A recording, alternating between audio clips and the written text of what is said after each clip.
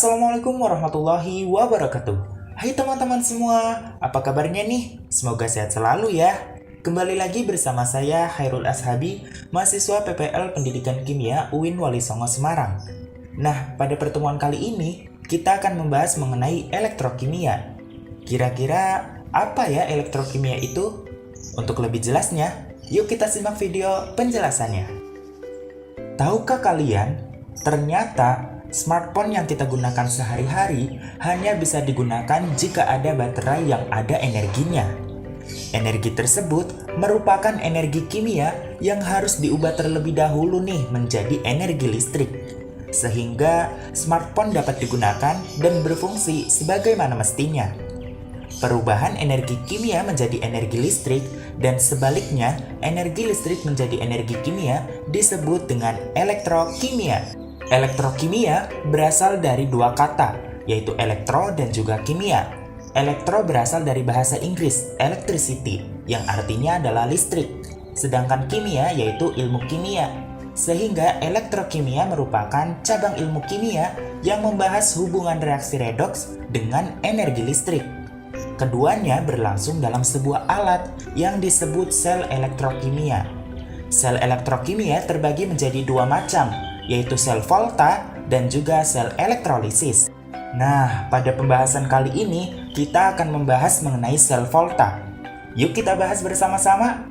Sel volta merupakan seperangkat alat uji yang disebut dengan sel yang dapat mengubah energi kimia menjadi energi listrik melalui mekanisme reaksi redoks yang terjadi secara spontan. Nah, di sini ada contoh nih. Terdapat dua larutan, yaitu larutan ZnSO4 dan CuSO4. Masing-masing larutan itu diberikan logam.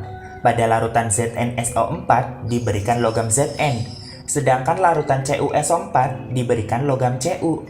Di antara kedua larutan tersebut dihubungkan dengan jembatan garam dan juga kabel listrik yang dijadikan sebagai media pergerakan elektron. Kita amati bersama ya. Dalam larutan ZnSO4 terdapat ion Zn2+ dan ion SO42-. Begitu pula dalam larutan CuSO4 terdapat ion Cu2+ dan ion SO42-. Logam Zn dalam larutan ZnSO4 mengalami reaksi oksidasi dengan melepaskan dua elektron. Dua elektron tersebut tertarik menuju logam Cu sehingga Cu akan mengalami reaksi reduksi dengan menangkap elektron tersebut.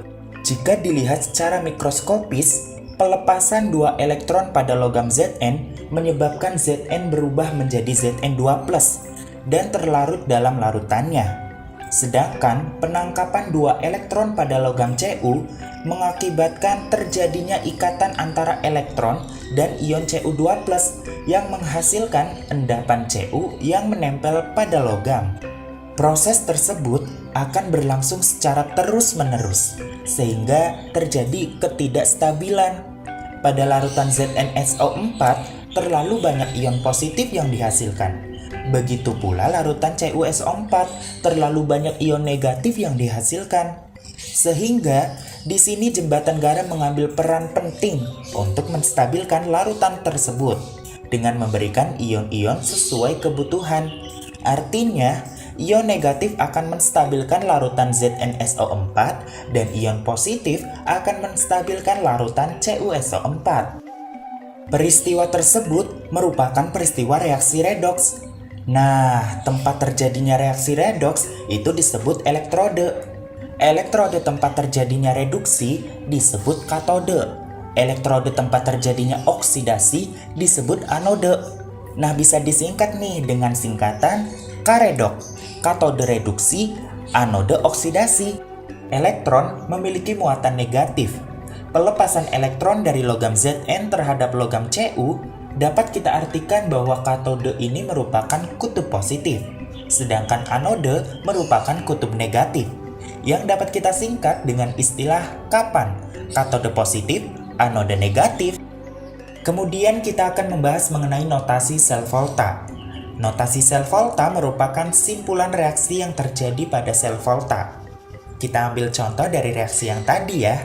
Disebutkan bahwa Zn menghasilkan Zn2+ plus 2 elektron karena mengalami reaksi oksidasi. Sedangkan logam Cu mengalami reduksi, yaitu Cu2+ plus 2 elektron menghasilkan Cu. Sehingga reaksi selnya adalah, karena nih di masing-masing ruas ada 2 elektron, langsung kita coret aja 2 elektronnya. Sehingga reaksi selnya adalah Zn plus Cu2+ menghasilkan Zn2+ plus Cu. Lalu bagaimana sih cara menuliskan notasi sel volta? Caranya adalah dengan menuliskan logam garis ion garis-garis ion garis logam. Untuk reaksi yang sebelum garis 2 itu merupakan reaksi oksidasi, sedangkan reaksi yang setelah garis 2 itu merupakan reaksi reduksi. Dan garis 2 itu menunjukkan jembatan garam. Sehingga notasi sel dari reaksi di atas adalah Zn garis Zn2+ garis-garis Cu2+ garis Cu. Selanjutnya kita akan membahas mengenai deret volta. Deret volta disusun berdasarkan kereaktifan unsur logam. Semakin ke kiri, maka akan semakin mudah teroksidasi atau melepaskan elektron yang mempunyai nilai E0 semakin negatif. Dan juga logamnya akan semakin reaktif. Semakin ke kanan, yaitu akan semakin mudah tereduksi atau menarik elektron yang mempunyai nilai E0 semakin positif. Dan juga logamnya akan semakin tidak reaktif. Tapi ada hal yang unik dari deret volta, yaitu terdapat unsur H. Unsur H itu merupakan unsur non-logam loh. Jadi H di sini merupakan unsur non-logam yang dijadikan sebagai elektroda standar dengan nilai potensial elektrodanya itu 0,0 volt. Dan juga hidrogen itu disebut sebagai elektroda standar yang digunakan sebagai pembanding voltase dari elektroda lainnya. Jadi, nilai-nilai elektroda lainnya adalah relatif dibandingkan hidrogen. Untuk menghafalkan deret volta, kalian bisa gunakan jembatan keledai. Nih ada contohnya nih. Lihat kalender banyak acara, nanti Minggu Ali main air, singkat cerita, Ferry niat senam dan PUBG di hari H, cukup hangat agak pantas aus. Lalu, bagaimana sih menentukan nilai potensial reduksi standar? Dalam menentukan besarnya potensial reduksi standar, perlu menyediakan arus listrik sebagai media pergerakan elektron serta 2 elektrode yang salah satunya merupakan elektrode standar. Apa itu elektrode standar? Elektrode standar merupakan elektrode yang digunakan sebagai acuan dalam mengukur potensial elektrode. Potensial reduksi standar atau E0 merupakan potensial suatu unsur untuk mengalami reduksi yang diukur pada suhu 25 derajat Celcius dan tekanan 1 atmosfer. E0 dinyatakan dalam satuan volt. Berikut ini merupakan tabel potensial reduksi standar. Terjadinya reaksi kimia atau reaksi redoks tidak jauh dari kespontanan reaksi. Kespontanan suatu reaksi kimia dapat dilihat dari beberapa faktor, di antaranya adalah kereaktifan logam dan juga nilai E0-nya. Proses reaksi kimia yang terjadi merupakan gabungan antara reaksi reduksi dan juga reaksi oksidasi, sehingga didapatkan harga E0 total atau E0 sel.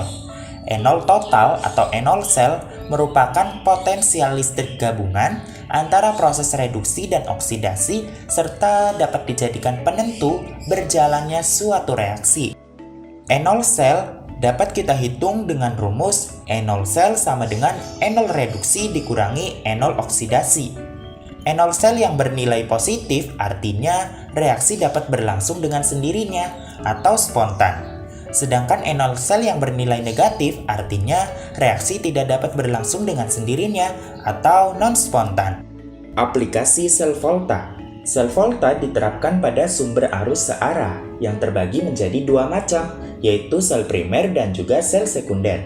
Sel primer merupakan sel reaksi yang tidak dapat dibalik atau irreversible, sehingga kalau sudah habis tidak bisa diisi ulang. Contohnya sel kering, sel alkalin, dan juga sel perak oksida. Sedangkan sel sekunder adalah sel reaksi yang dapat dibalik atau reversible, sehingga kalau habis bisa diisi ulang. Contohnya yaitu sel aki, sel nikel kadmium, dan juga baterai litium. Kita bahas yang sel primer dulu ya. Yang pertama ada sel kering, yang sering disebut dengan sel Lange. Select lens ini terdiri atas suatu silinder yang terbuat dari logam zinc yang berisi pasta dan terbuat dari campuran MnO2, NH4Cl, serbuk karbon, dan sedikit air. Yang kedua yaitu sel alkalin. Sel alkalin ini terdiri atas suatu silinder yang terbuat dari logam zinc yang berisi pasta dan terbuat dari campuran MnO2, KOH, serbuk karbon, dan sedikit air. Select lens dan sel alkalin sama-sama baterai, namun yang membedakan hanya elektrolit atau pemberi suasana asamnya, sehingga menyebabkan adanya perbedaan daya ketahanan dan keawetan dari baterai itu sendiri. Select lens dan sel alkalin ini sering kalian jumpai dan gunakan dalam kehidupan sehari-hari loh, seperti baterai remote, baterai jam dinding, dan lain sebagainya. Yang ketiga yaitu sel perak oksida. Baterai ini terdiri atas Zn dan Ag2O dengan elektrolit KOH berbentuk pasta di mana antara ruang katode dan anodenya dipisahkan dengan separator. Baterai ini sering kalian jumpai pada jam tangan loh. Wah, banyak sekali ya contoh dari baterai sel primer. Selanjutnya, kita akan lanjut ke sel sekunder. Yuk kita bahas. Yang pertama yaitu ada sel aki. Sel aki tersusun dari logam Pb dan PbO2. Setiap pasang Pb dan PbO2 menghasilkan tegangan 2 volt. Jadi, suatu aki 12 volt mengandung 6 pasang Pb dan PbO2 yang tersusun secara seri. Yang kedua yaitu sel nikel kadmium. Baterai ini terdiri atas anode logam kadmium dan yang jadi katodenya yaitu nikel oksida NiO2 dan ion OH- merupakan elektrolit berupa pasta. Selanjutnya kita akan membahas mengenai korosi. Apa sih korosi itu? Korosi merupakan fenomena rusaknya benda-benda logam akibat pengaruh lingkungan. Logam mengalami reaksi oksidasi, sedangkan oksigen yang ada di udara mengalami reduksi. Fenomena tersebut dapat dijelaskan secara elektrokimia. Apa aja sih faktor-faktor yang dapat mempercepat korosi? Faktor-faktor yang mempercepat korosi diantaranya adalah air dan kelembaban udara, elektrolit, permukaan logam yang tidak rata, dan terbentuknya sel elektrokimia. Lalu, apakah ada cara menghambat korosi? Bagaimana sih caranya? Cara menghambat korosi diantaranya adalah mengontrol atmosfer agar tidak lembab dan tidak banyak oksigen. Bisa juga dilakukan pengecatan, potensial katodik, pemberian oil base, dan juga pelapisan logam tahan karat. Untuk pemahaman lebih lanjut, kita aplikasikan ke contoh soal ya. Di sini ada contoh soal yang pertama. Suatu sel volta tersusun dari elektrode Mg dalam larutan Mg2 plus 1 molar dan elektrode Zn dalam larutan Zn2 plus 1 molar. Diketahui data berikut. Mg2 plus 2 elektron menghasilkan Mg yang mempunyai nilai E0 sama dengan min 2,37 volt. Sedangkan Zn2 plus 2 elektron menghasilkan Zn memiliki nilai E0 sama dengan min 0,76 volt. Yang ditanyakan adalah yang pertama, tentukan elektrode yang bertindak sebagai anode dan elektrode yang bertindak sebagai katode. Yang kedua, tentukan potensial sel, E0 selnya, yang dihasilkan dari pasangan elektron tersebut. Dan yang ketiga, tuliskan reaksi pada anode dan katode, reaksi sel, dan juga notasi selnya. Yuk kita jawab dan analisis satu persatu ya. Yang pertama, kita menentukan mana anode dan mana katodenya. Penentuan itu dapat dilihat dari harga E0 yang telah diketahui. Mg berada pada anode karena memiliki E0 yang lebih negatif, sedangkan Zn berada pada katode karena memiliki E0 yang lebih positif. Sehingga anodenya yaitu Mg, katodenya yaitu Zn. Yang kedua, kita akan menentukan harga E0 selnya. Setelah kita mengetahui mana anode dan mana katodenya, langsung masukkan aja nih ke rumusnya. E0 sel sama dengan E0 katode dikurangi E0 anode. E0 sel sama dengan min 0,76 dikurangi min 2,37. E0 sel sama dengan min 0,76 plus 2,37, menghasilkan plus 1,61 volt. E0 sel yang bernilai positif dapat kita artikan bahwa reaksi yang terjadi berlangsung secara spontan. Yang ketiga, kita menentukan reaksi anode dan katode, reaksi sel, dan juga notasi selnya. Kita fokus ke reaksi anode dan katodenya. Anode merupakan tempat terjadinya reaksi oksidasi, artinya dia melepaskan elektron, sehingga reaksi yang telah diketahui dari data itu dibalik, sehingga mendapatkan Mg menghasilkan Mg2+, plus 2 elektron. Karena dibalik, E0-nya juga berbalik, sehingga mendapatkan nilai E0 sama dengan plus 2,37 volt. Sedangkan katode, karena dia menerima elektron, sehingga tidak usah dibalik, dan sama seperti data yang telah diketahui. Dari situ, dapat kita ketahui nih reaksi selnya. Karena di masing-masing ruas terdapat 2 elektron, langsung kita eliminasi aja nih, dicoret-coret, dan dapat kita ketahui reaksi selnya itu adalah Mg plus Zn2+, menghasilkan Mg2+, plus Zn, dengan harga E0 sama dengan plus 1,61 volt. Sehingga notasi sel dari reaksi di atas yaitu Mg garis Mg2+, garis-garis Zn2+, garis Zn, dengan harga E0 selnya plus 1,61 volt. Kita lanjut ke contoh soal yang kedua. Diketahui reaksi redoks di bawah ini, Br2 plus Zn menghasilkan 2 Br- plus Zn2+, dengan harga E0 selnya plus 1,83 volt. Diketahui bahwa E0 Zn2+ menjadi Zn sama dengan min 0,76 volt. Hitunglah E0 dari Br2 menjadi Br-. Yang pertama, kita tentukan dulu nih mana anode dan mana katodenya dari reaksi yang telah diketahui dengan menentukan bilangan oksidasinya. Br2 memiliki bilangan oksidasi 0 karena dia unsur bebas, begitu pula Zn. Kemudian 2 Br-, dia merupakan ion monoatomik, sehingga bilangan oksidasinya sesuai dengan muatannya. Karena Br- ada 2, sehingga bilangan oksidasinya min 2. Begitu pula Zn2+, dia juga ion monoatomik, sehingga bilangan oksidasinya sesuai dengan muatannya, yaitu plus 2. Dari sini kita sudah mengetahui nih, mana yang mengalami penurunan bilangan oksidasi, mana yang mengalami kenaikan bilangan oksidasi. Br2 mengalami penurunan bilangan oksidasi dari 0 menjadi min 2, sehingga dia mengalami reaksi reduksi. Sedangkan Zn mengalami kenaikan bilangan oksidasi dari 0 menjadi plus 2, sehingga dia menjadi reaksi oksidasi. Dari data penentuan bilangan oksidasi yang telah diketahui, Zn berada pada anode dan Br2 berada pada katode.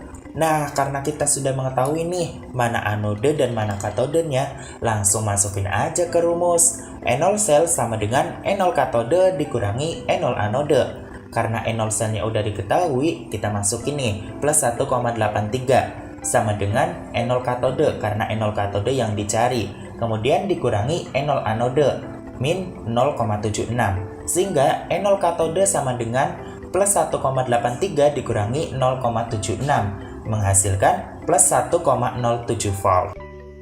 Kita lanjut ke contoh soal yang ketiga. Diketahui E0 Fe2+ menjadi Fe sama dengan 0,44 volt. E0 Na+ menjadi Na sama dengan min 2,71 volt. Tentukan E0 selnya. Nah, kita tentuin dulu nih mana anode dan mana katodenya dari data E0 yang telah diketahui. Fe itu berada pada katode karena dia memiliki harga E0 yang lebih positif. Sedangkan Na itu berada pada anode karena dia memiliki harga E0 yang lebih negatif. Sehingga langsung aja nih masukin ke rumusnya.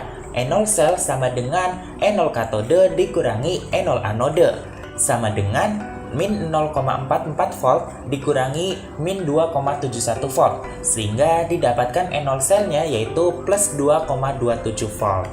E0 sel yang bernilai positif dapat kita artikan bahwa reaksi yang terjadi berlangsung secara spontan. Apa yang dapat kalian simpulkan dari materi yang telah kita pelajari pada hari ini? Materi selanjutnya kita akan membahas apa ya? Ya, betul. Kita akan membahas mengenai sel elektrolisis.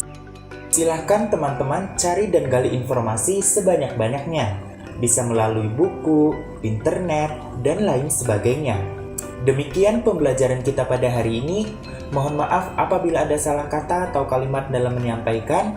Semoga bermanfaat. Sampai jumpa di pertemuan berikutnya. Wassalamualaikum warahmatullahi wabarakatuh.